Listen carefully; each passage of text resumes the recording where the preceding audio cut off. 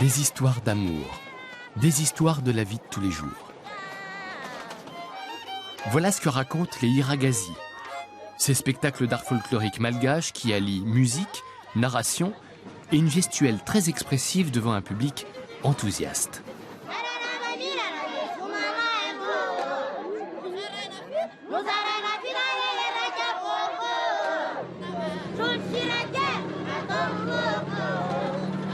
Le train lui aussi raconte des histoires. Il parle du pays et de ses habitants, du présent et du passé.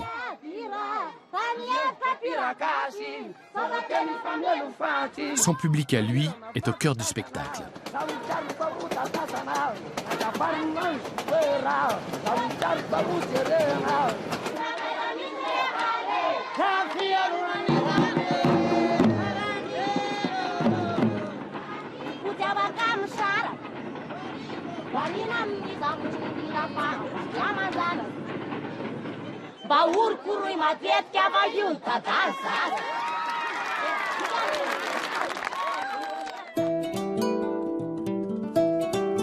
L'île de Madagascar est un peu plus petite que l'Hexagone. Ses voies ferrées s'étirent sur un total de seulement 883 km et sont réparties entre le réseau nord et le réseau sud.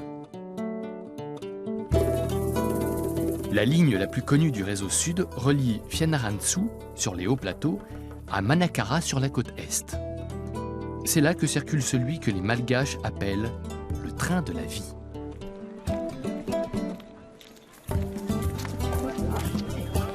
Il est 6 heures du matin. Pour les gens d'ici, la journée est déjà bien entamée.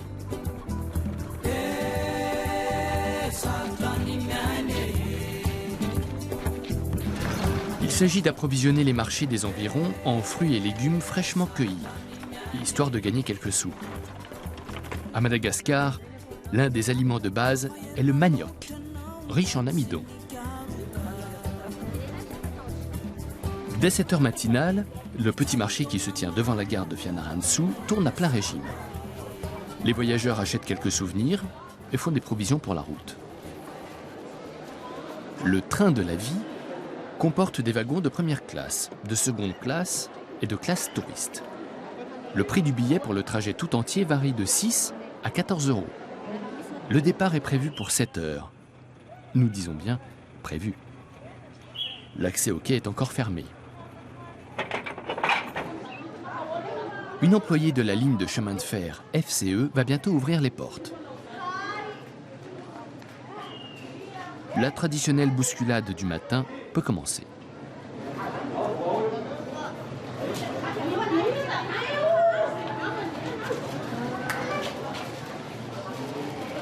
Heureux sont ceux qui ont réservé, car les places assises viennent vite à manquer.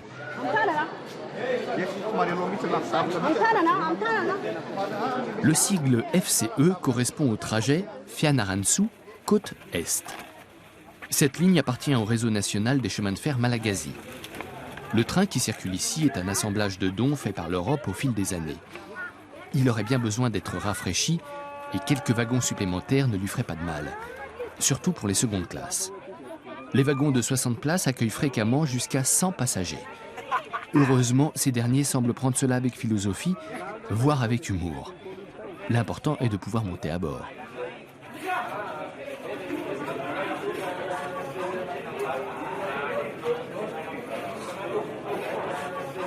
On peut dire que c'est un train de service public qui dessert dans les 90% de la ligne une zone enclavée.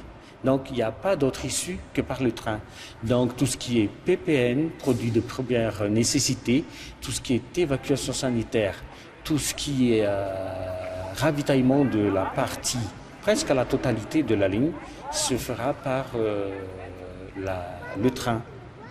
Maintenant, la ligne est, on peut dire, un peu vétuste, que ce soit le matériel ou bien la locomotive, la voie aussi, les trains de voyageurs, comme vous allez pu constater demain, mais on fait de notre mieux pour que ce soit un peu agréable aux touristes et aux voyageurs.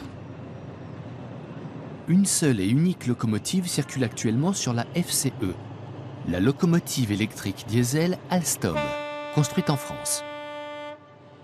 Pour assurer un trafic plus soutenu, il en faudrait 2 de plus.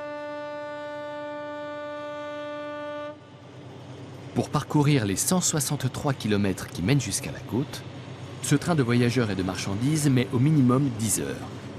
Et le voyage retour s'étale sur toute la journée du lendemain. Il n'effectue donc que 3 allers et retours par semaine. Le lundi est jour de repos. Il s'agit là d'une voie unique à écartement métrique que la puissance coloniale française a fait construire entre 1926 et 1936. Il a fallu creuser 56 tunnels et 50 ponts pour venir à bout du parcours qui enregistre un dénivelé total de plus de 1000 mètres. Ces travaux ont coûté la vie de nombreux ouvriers malgaches, chinois et indiens. On ne trouve plus de locomotives à vapeur à Madagascar, pas même remisées dans quelques hangars. Depuis 1943, ce sont exclusivement des locomotives diesel qui circulent sur l'île. Aucune ligne n'est électrifiée, ni au sud ni au nord, où le réseau de chemin de fer a été privatisé en 2002. La société Madaraï, mise à présent sur un transport de marchandises lucratif.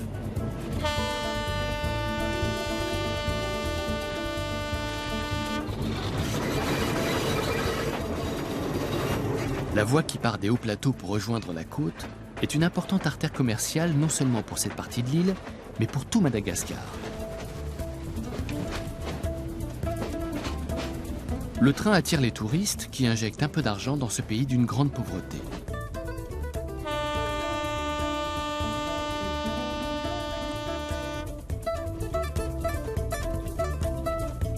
Dans la lumière de l'aube, les voyageurs entrevoient des 2 côtés de la voie des scènes de vie dont le caractère pittoresque masque une réalité des plus rudes.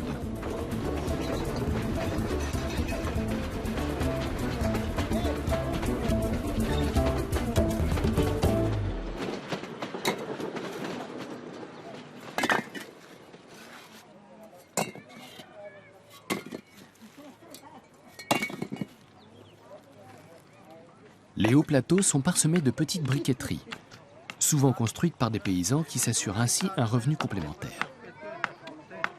La terre fournit le matériau de base, la terre glaise, à laquelle on donne la forme de briques. On laisse sécher celles-ci à l'air libre des semaines durant, puis on les dispose par couches de manière à former d'énormes fours.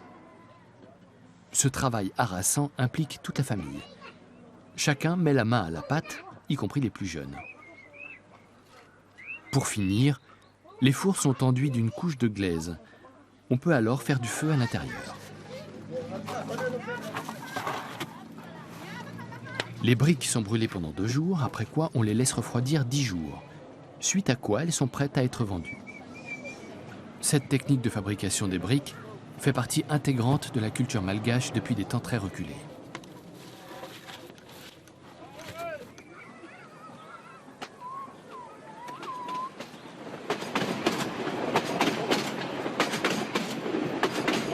Le train s'achemine vers la première gare de son parcours. La ligne soumet les voyageurs à de sérieuses secousses. Mais qui s'en étonnera? Les rails n'ont pas été changés depuis leur pose initiale. Des rails fournis en partie par l'Allemagne après la Première Guerre mondiale, dans le cadre des réparations dues à la France.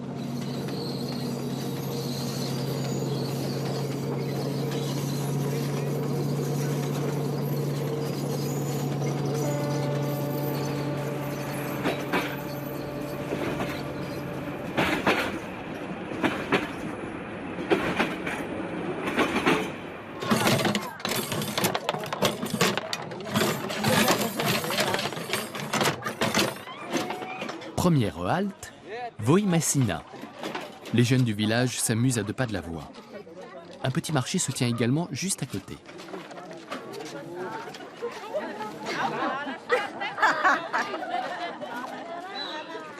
Quelques manœuvres vont devoir être faites pour intégrer un wagon de marchandises supplémentaire. C'est le premier maillon d'une chaîne de contretemps qui va sérieusement retarder l'arrivée du train à Manakara.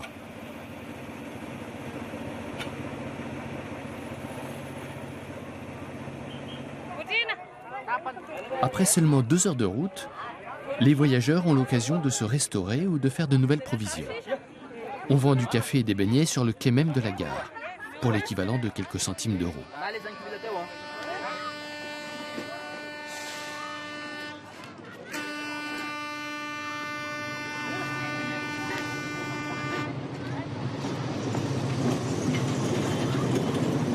Et c'est reparti. Le train de la vie se remet en branle avec un wagon de plus.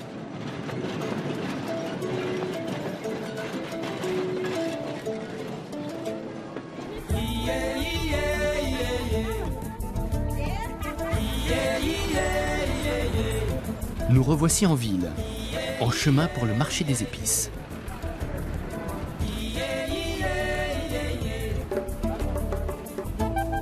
Madagascar n'est-elle pas cette île où poussent le poivre, les clous de girofle, la vanille, la cannelle et la noix de muscade? Nombre de ces épices sont originaires d'autres régions du monde. Le poivre vient d'Inde, les clous de girofle d'Indonésie, la vanille du Mexique, mais elles poussent particulièrement bien sur l'île Rouge. D'immenses cultures sont pratiquées dans le nord du pays, spécialement pour l'exportation. Rotation, rotation. Les élèves de l'école de police s'entraînent devant la gare de Fianarantsoa.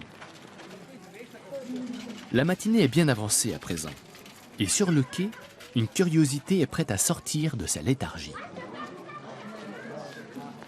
Elle ne roule que le lundi ou sur commande.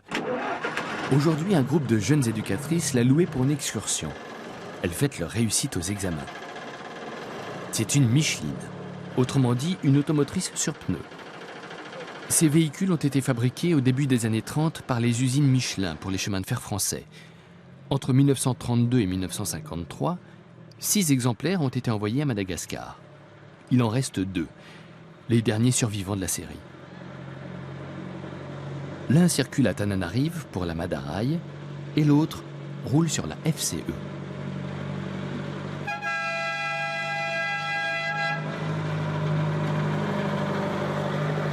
La Micheline que nous avons en Fianarantsoa, c'est encore une Micheline d'origine avec moteur Panhard et 650 chevaux. Donc c'est l'origine même de la Micheline. C'est pour ça qu'on n'a pas voulu trop modifier la Micheline. On l'a gardée telle qu'elle. Mais l'état de la voie, ça use rapidement les pneumatiques parce que c'est un peu tranchant et on ne peut pas aller trop loin. La petite virée de ces demoiselles ne les éloigne donc que de 20 km de la ville. Avec son petit bar à l'arrière et ses fauteuils en rotin, la Micheline sent bon les vacances. Ce sont des ingénieurs malgaches qui ont eu l'idée de remplacer les bancs d'origine par du rotin et des garnitures capitonnées pour le plus grand confort des touristes. Benjamin conduit la Micheline depuis des années, toujours avec un assistant. Une Micheline et une locomotive sont 2 véhicules très différents. La Micheline fonctionne plutôt comme un camion. Il y a une pédale d'accélérateur et une pédale d'embrayage. Ça n'a rien à voir avec une locomotive. Ça fait des années qu'on veut la remettre en état, mais on n'a jamais les fonds pour le faire. Alors on se débrouille comme on peut, en fabriquant nous-mêmes les pièces de rechange au besoin.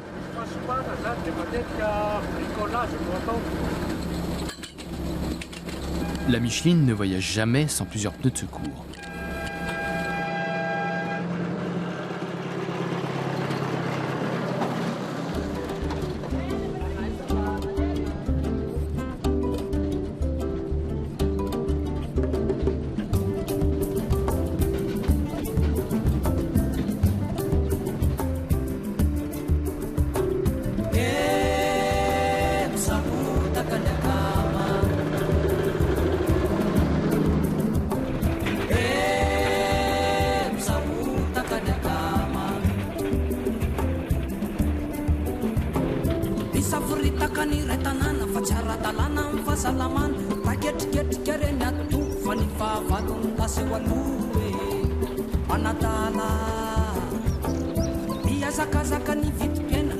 La vie à la campagne n'est pas si idyllique. Ici, on cultive surtout du riz, principalement pour la consommation domestique. C'est un travail éreintant. En septembre et octobre, avant la saison des pluies, on procède au semis ou au repiquage. Le riz est l'aliment principal des Malgaches. Certaines parcelles sont encore labourées à l'ancienne. Les ébus piétinent le sol pour le ramollir. Les terrains plus petits sont souvent travaillés à la bêche.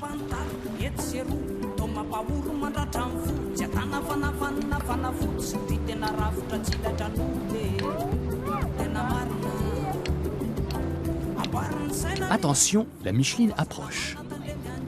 Lorsqu'elle est arrivée de France, il a fallu revoir l'écartement des pneus pour l'adapter à celui des voies étroites de Madagascar, qui ne sont pas standards mais métriques. Tiens, aujourd'hui il semble que ce soit le jour de la lessive.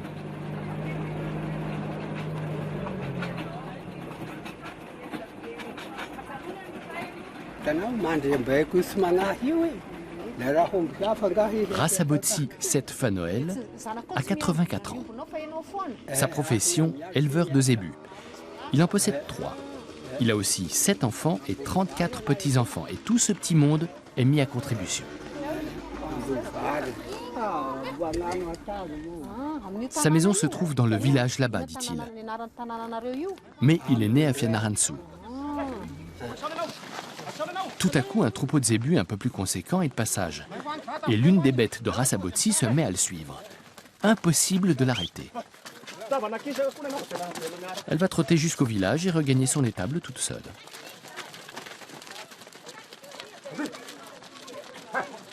C'est ainsi que s'achève notre excursion en Micheline.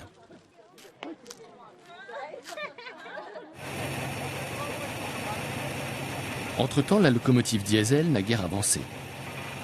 Le train stationne en gare de Sahambavi, la deuxième du parcours. On charge toutes sortes de marchandises à destination de la côte ou des villages qui seront traversés. L'opération s'avère un peu compliquée car le train est déjà surchargé.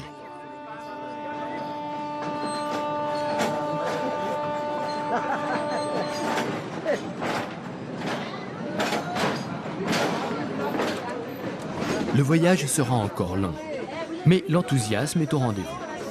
Ces touristes voyagent avec des paniers remplis de victuailles qui devraient leur rendre la route agréable.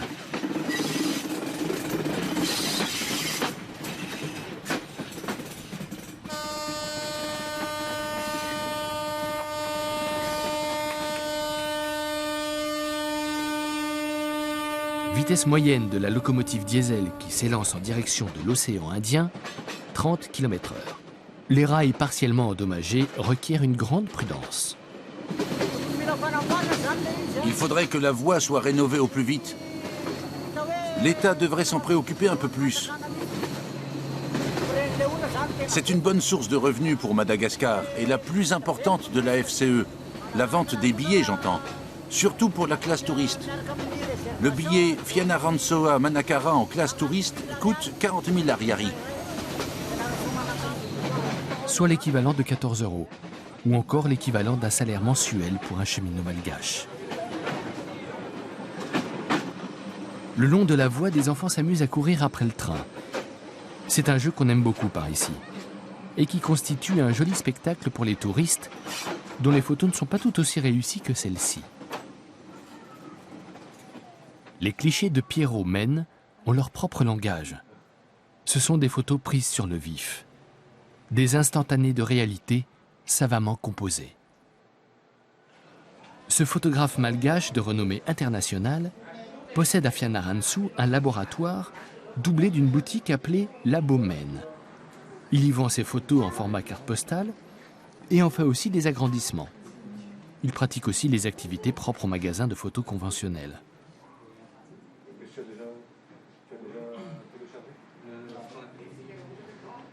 À l'origine, Pierrot Men était peintre. Aujourd'hui, c'est le photographe le plus célèbre de Madagascar et il peut se vanter d'avoir reçu plusieurs prix internationaux.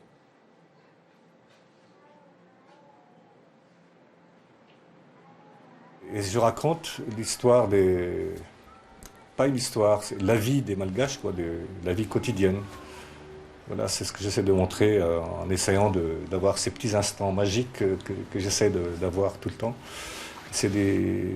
Pour moi, c'est des grands instants. Et souvent ce sont des souvenirs d'enfance que je transmets dans les photographies. Ce sont des choses que j'ai vécues moi-même. En enfance, j'étais dans le sud-est, donc je prenais souvent ce train. Depuis très longtemps, je prenais ce train faire le va-et-vient entre les hauts plateaux et la côte est. Et donc c'est un milieu que je connais bien. Donc, en le faisant plusieurs fois, je connais très bien ce qui se passe dans ce train, quoi. Et je sais que c'est quelque chose de très, très capital d'une grande importance, hein, pour les gens qui habitent sur la voie ferrée de Manakar jusqu'à Fianna, parce qu'ils ont tous leurs produits. C'est grâce au train qu'ils arrivent à évacuer leurs produits jusqu'à Fianna pour en plus prendre le camion pour aller à Tana. Donc mais ce qui est dommage, c'est que maintenant, il ne fonctionne pas très bien. Ça fait mal au cœur de voir ça. Il a compilé de nombreux livres de photos et exposé plus d'une fois en Europe. Ses photographies en noir et blanc sont très appréciées. Certains de ses admirateurs viennent même jusqu'à Madagascar pour les admirer. Beaucoup de gens viennent à Madagascar grâce à mes photographies, qui ont vu mes photographies, parce qu'ils ont imaginé la couleur du pays, même si j'expose en noir et blanc. Donc c'est une autre découverte, c'est l'autre surprise de Madagascar. À travers des photos noir et blanc, on peut les découvrir après en couleur, en vraie couleur.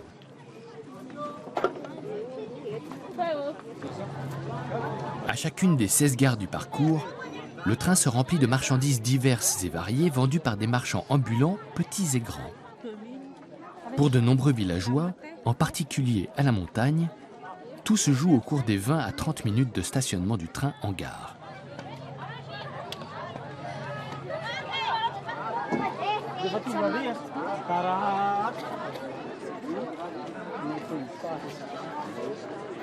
Une occasion pour les voyageurs de se dégourdir les jambes et de se mêler à la foule.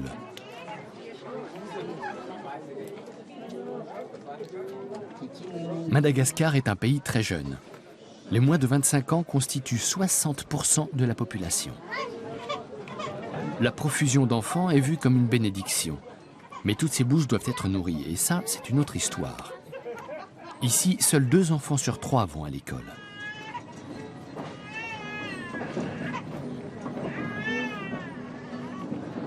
Dans un wagon de première classe, le musicien L. Julien accompagne le ronron monotone du train à la guitare.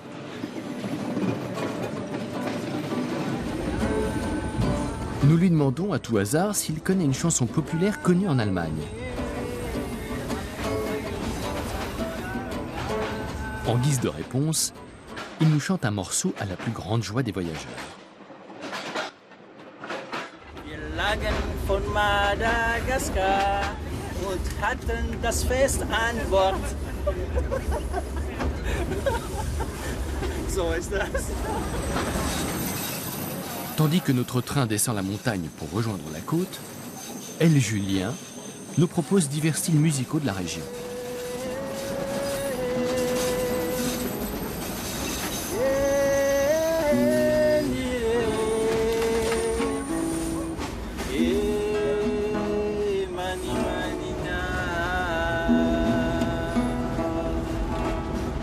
Par exemple, c'est un peu mélancolique.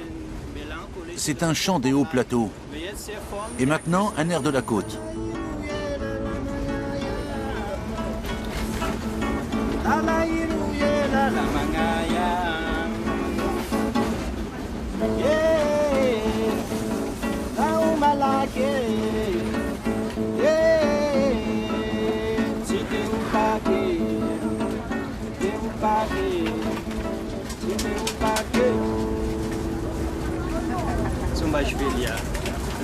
Ce sont des rythmes du sud de Madagascar.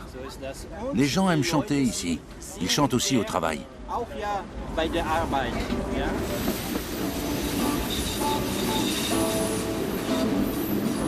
Les accords et la voix d'El Julien accompagnent encore un moment notre périple à travers la végétation dense de cette région montagneuse, où le train est régulièrement caressé par les feuilles de bananier.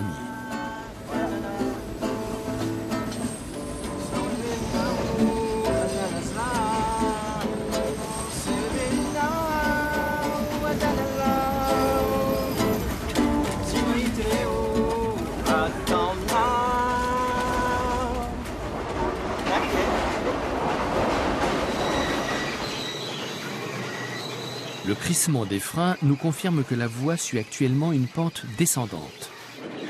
Par endroits, l'inclinaison est de 3,5%. Nous avons commencé notre voyage à 1200 mètres d'altitude et nous le terminerons au bord de l'océan.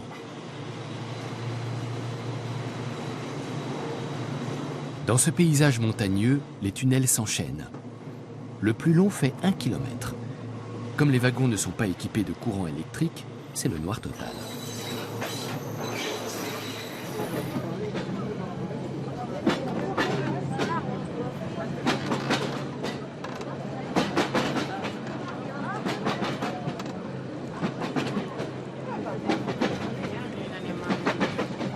Arrivé en gare de Tulugoina, un village situé à 476 mètres d'altitude.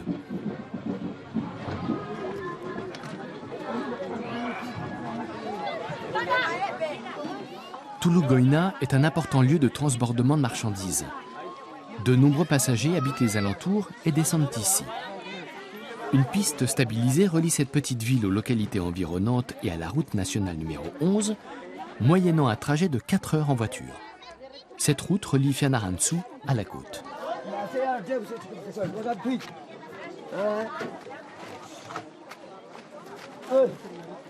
Dans une région si pauvre en voies de circulation, on pourrait presque décrire cette gare comme un nœud ferroviaire. Le wagon désormais vide est détaché du train et mis à l'écart. On le reprendra demain à nouveau plein à craquer sur le chemin du retour à Fianarantsoa. De nombreux groupes de touristes descendent eux aussi à Tulugoina, où un minibus les conduit dans le parc national de Ranomafana. Situé au cœur de la forêt tropicale, ce parc s'étend sur 400 km². Il a été déclaré réserve naturelle en 1991 et inscrit sur la liste du patrimoine naturel mondial de l'UNESCO en 2007. Ce territoire protégé abrite des apalémurs dorés, ou lémurs bambou dorés. Il s'agit de l'espèce de lémurien la plus rare. Elle fait partie de la famille des maquis et est endémique de Madagascar. Il faut généralement beaucoup de patience pour les apercevoir et sans l'aide d'un guide, c'est presque mission impossible. On ne peut rien promettre aux visiteurs. C'est une question de chance et de temps, c'est-à-dire de patience. Ce n'est pas facile de les dénicher.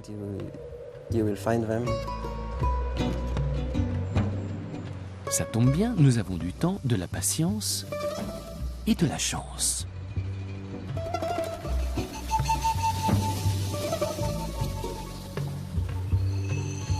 L'apalémure doré se nourrit essentiellement de pousses et de jeunes feuilles de bambou. Le bambou contient du cyanure. Pour nous, c'est un poison, mais eux, ils en ont besoin pour digérer. S'ils en absorbent trop, ils descendent manger un peu de terre. Ça rétablit l'équilibre dans leur estomac. Ou alors, ils vont boire un peu d'eau s'ils sont proches d'un ruisseau.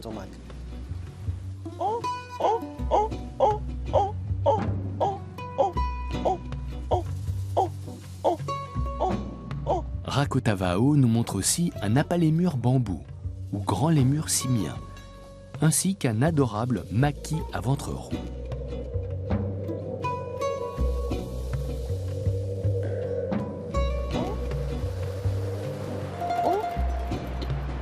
Grâce au son qu'il émet, il attire aussi des sifakas, ou propithèques. Dans certaines parties de l'île, ces lémuriens sont les proies des chasseurs. Dans d'autres, les Malgaches les voient comme les réceptacles des âmes de leurs aïeux. Ils sont donc intouchables. On recense 12 espèces de lémuriens dans le parc national de Ranomafana. Mais toutes ne sont pas aussi pleines d'entrain ni aussi peu farouches durant le jour. Le Kouroul vorudriou, un oiseau semblable au coucou, et le gecko à queue plate, qui est un petit reptile nocturne, sont des animaux qu'on ne trouve qu'à Madagascar. Idem pour le scarabée girafe, que les Malgaches appellent Girafa girafa.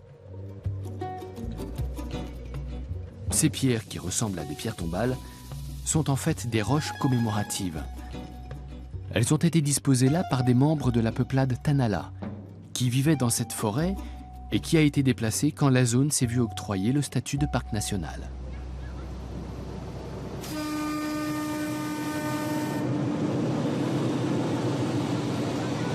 Retour au train qui vient de quitter la 11e gare du tracé.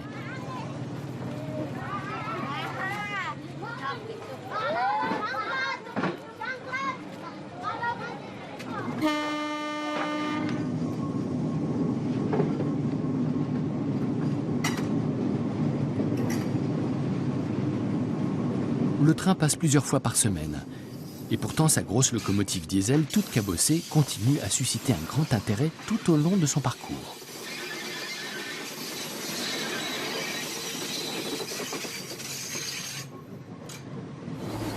Roger est conscient d'exercer un métier privilégié. J'aime bien mon métier. D'abord parce qu'il me permet de nourrir ma famille. Et puis d'ici, je suis sans arrêt en train d'admirer des paysages magnifiques.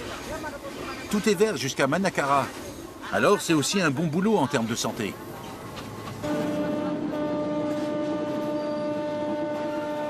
L'un des 50 ponts du parcours enjambe le Pharaoni, ce fleuve qui borde de longs tronçons de la voie ferrée.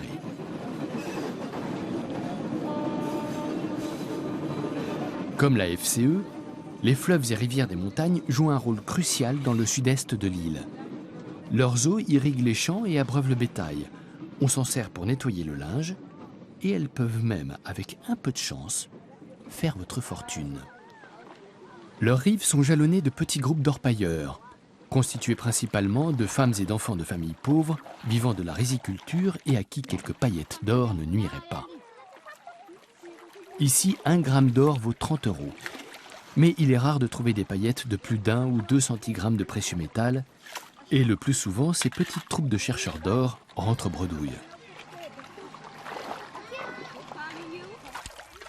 Aina est en vacances. Elle en profite pour essayer de trouver au moins de quoi se payer ses fournitures scolaires. Chercher de l'or est un travail difficile, qui requiert beaucoup de force, comme elle dit. Et il n'est pas non plus évident de distinguer la poussière d'or du sable.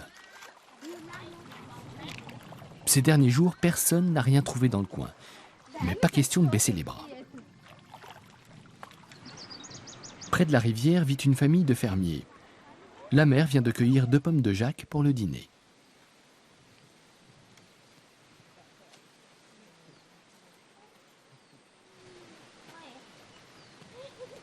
Non loin de sa hutte, un splendide spécimen de ravenal se découpe sur le bleu du ciel. C'est le symbole de Madagascar. On le surnomme l'arbre du voyageur. Il sert de boussole grâce à ses feuilles disposées en éventail qui se déploient d'est en ouest. À la saison des pluies, l'eau est retenue dans la gaine foliaire à la base de ses feuilles, qui fait office de réservoir d'eau. Le voyageur peut donc se servir du ravenal pour s'orienter et étancher sa soif. Josian nous fait une démonstration. Une plante de 20 feuilles peut donner jusqu'à 1 litre d'eau, nous explique-t-il. Elle est un peu sucrée et farineuse, mais bon, ça dépanne bien.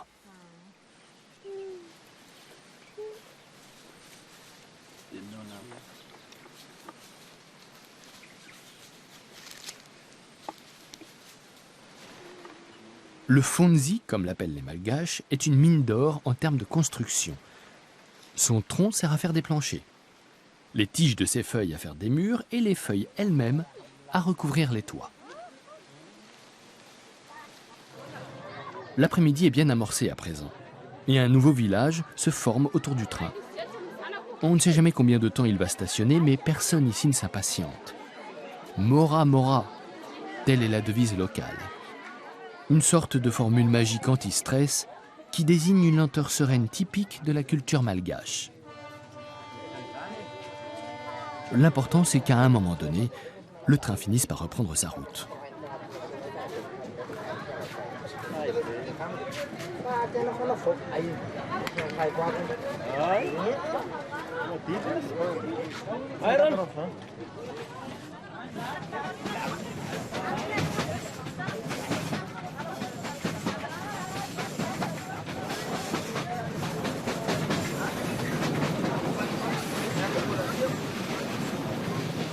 Le Pharaoni continue lui aussi sa course en direction de l'océan.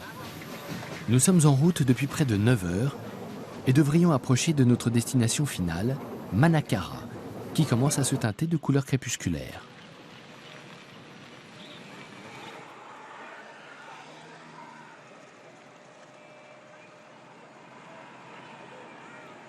Mais nous en sommes encore loin.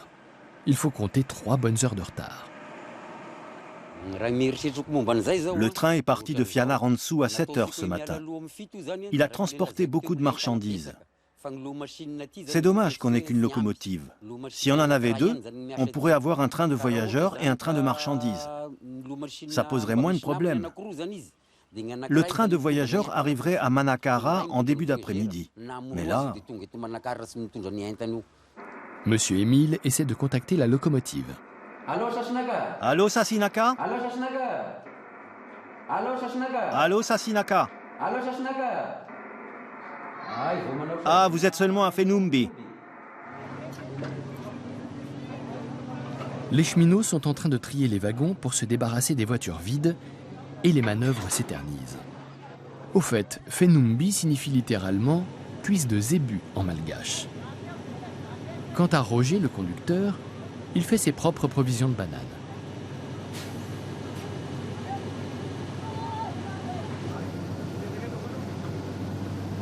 Et c'est parti pour le sprint final. Il reste encore 50 km à parcourir et 4 gares avant Manakara.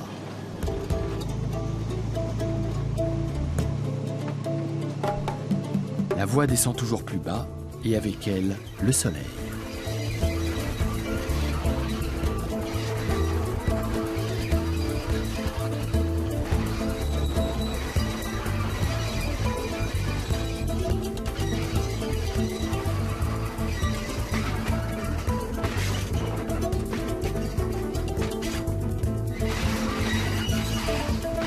Le soleil se couche peu après 18 h sur la côte est.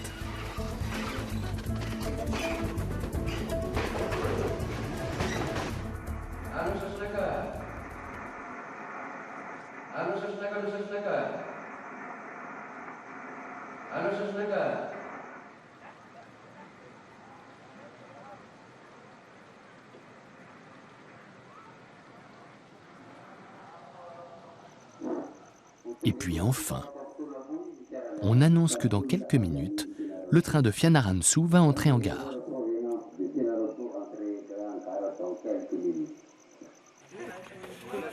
Pour les pousse-pousse, cela signifie que les clients vont bientôt débarquer. Ils terminent leur partie et rejoignent leur poste.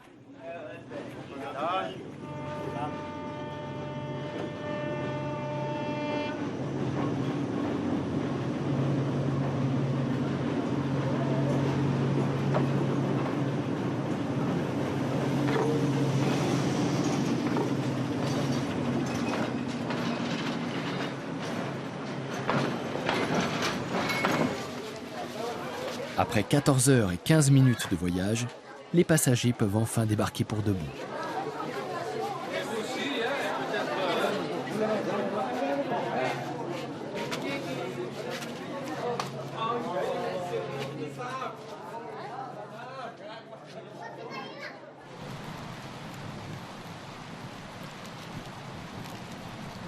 Les vagues de l'océan Indien déferlent sur les plages de Manakara. Quand la ligne de chemin de fer a rejoint cette ville portuaire en 1936, celle-ci s'est mise à prospérer. Aujourd'hui, plus de traces des grands navires d'antan, mais une foule de petites pirogues de pêcheurs.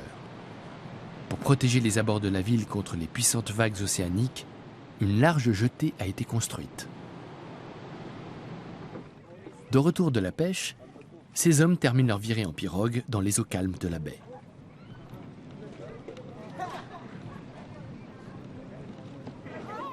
Les femmes vendent une partie de la pêche directement sur la plage. Ici, il existe une coutume qui interdit aux pêcheurs de prendre la mer après une dispute conjugale. Sans la bénédiction de leur épouse, l'entreprise serait trop dangereuse. On appelle ce genre de tabou ou d'interdit des fadis. Ils varient selon les régions.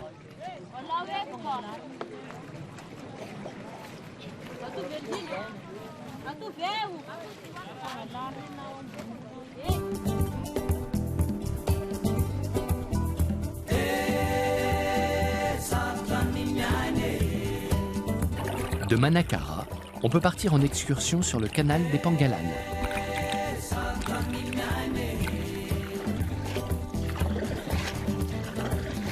Cette voie d'eau a été construite à l'époque coloniale pour servir de voie de transport.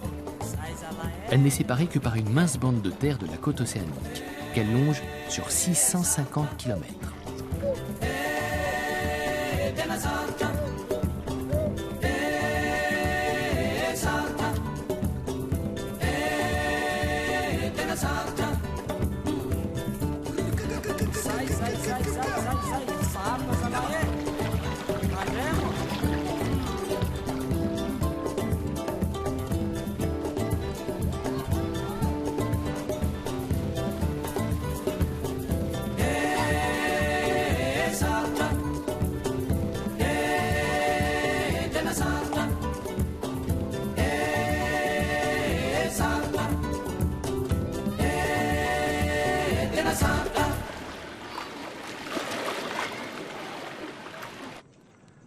Il est 8 heures du matin, et ça pourrait aussi bien être un lundi qu'un vendredi ou un dimanche.